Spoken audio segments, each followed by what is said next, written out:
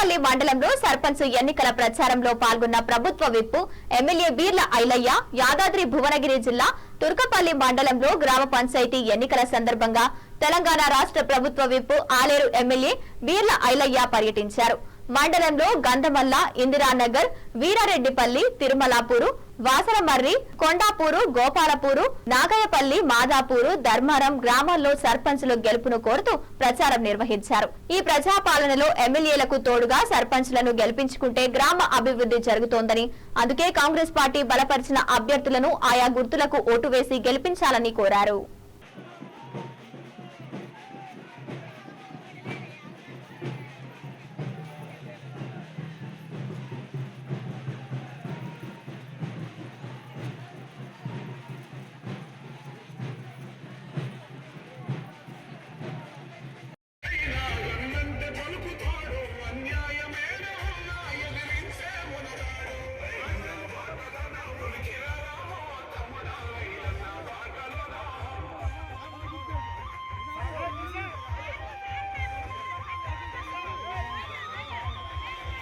పెన్షన్లు కూడా వస్తున్నాయి.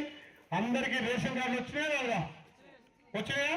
10 ఏళ్ళు ధనిక రాష్ట్రంలో ఒక్క ఇల్లు ఇవ్వకపోయి, ఒక్క రేషన్ కార్డు ఇవ్వకపోయి, మహిళా సంఘాల కనీసం వడ్డీలో రుణాలు ఇవ్వకపోయి, మరి ఆ ప్రభుత్వాన్ని మీరు దించి మీ బిడ్డగా నగరు ఈ గ్రామ అభివృద్ధి మీద మనోడు సర్పంచ్ అయితే నాకు చెప్తారు, కానీ మండోడు సర్పంచ్ అయితే నాకు అతనికి వస్తాడా?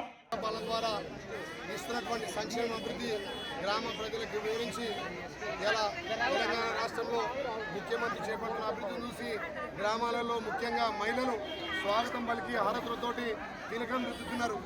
గత 10 ఏళ్ల బీఆర్ఎస్ పాలనలో మా గ్రామాల అభివృద్ధి చేయలేదు.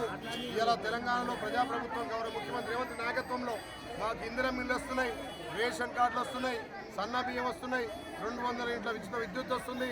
మా మహిళలకు ఉచిత ఆర్టీసీ సౌకర్యంతో పాటు మహిళలను పెద్దపీట వేస్తున్న గౌరవ ముఖ్యమంత్రికి మేము కానుకగా మా గ్రామాలలో సర్పంచ్ గెలిపిస్తామంటున్నారు. రైతన్నలు చాలా సంతోషం చేస్తున్నారు. రైతన్నల రుణమాఫీతో పాటు రైతు భరోసా, ఇన్పుట్ సబ్సిడీ కూడా వచ్చినందుకు రైతన్నలు కాంగ్రెస్ పార్టీకి హారతులు పలికి స్వాగతం తెలుపుతున్నారు. ముఖ్యంగా ఆలయ నియోజకంలో కాంగ్రెస్ పార్టీకి ఏ పార్టీ తోడుగా పోటీ లేదు. మా పార్టీలనే ఈ అభివృద్ధి చూసి మా కార్యకర్తలంతా కూడా మేము సర్పంచ్లు కావాలి, అభివృద్ధిలో భాగం కావాలని చెప్పి అక్కడ ప్రజలంతా కూడా కాంగ్రెస్ పార్టీలో నాయకులు కాంగ్రెస్ పోటీ పడుతుంది తప్ప ఎక్కడ కూడా బీఆర్ఎస్ బీజేపీ పోటీ లేదు.